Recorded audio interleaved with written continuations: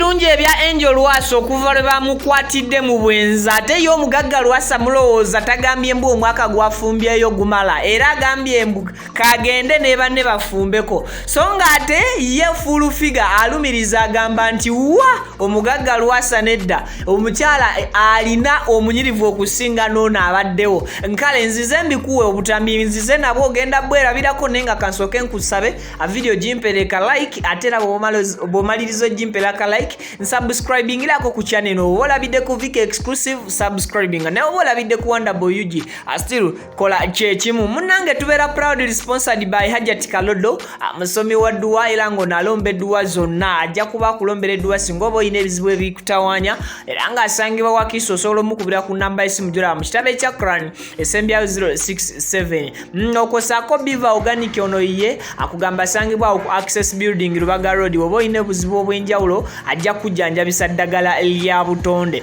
kakati munanga katambike ngendo okubera nga nkuterako gwe kenyini weewulirireko akeko Omugaga Lwasa nga akakasa mu maloboozi ge nti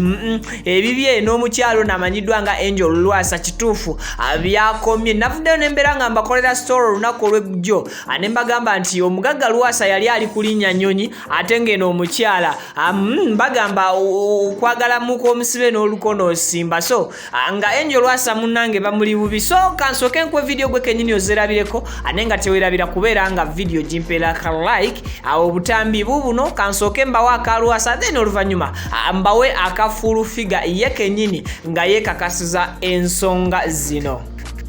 omuntu yali wa maalo kati okumujjayo ssebo tekiba kya muzannyo bintu byonna yali alaba bipya sente ziraba bulabi yali muzibu nnyo naye afumbye omwaka gumala agende nafuna omulala siku ebyo tewali kizibu kiri ku Lwasa mwamuwangaidde mu bwavu muliko emizimu gy'obwavu kati endowooza yekulimbira awo n'abasajja abaavu endowooza balimbira awo omuntu yena wokola sente kola sente obulamu bukunyumire kyenjagala ku kasuku kola sente obulamu bukunyumire tokwata bulamu bwo kubustressinga nga oyina sente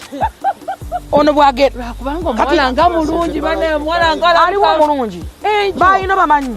obade sinawe oyo mulungi bakuloga oyina bulwadde ono obulungi ate suwa tegenda kugwa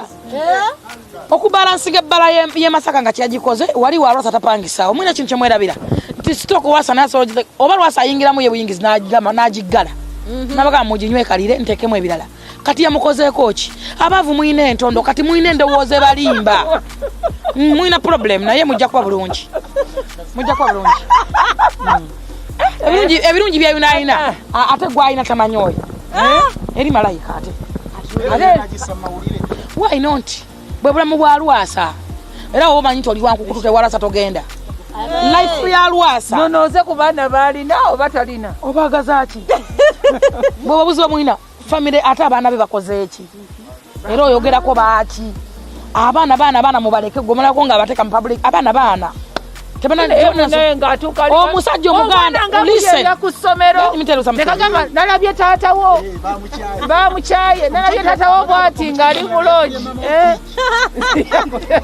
problem gye mulina abaana mwe basomera mu baana bannaku abaana bammwe gye basomera bwe busomero muno wabanaku simanyi bwani simanyi simanyi kulimu biki simanyi biki obwo abaana baffe gye basomera ebyo tebibeerayo tebeera na teasing tebeera na kiki eyo idios tabana masomero tebiriyo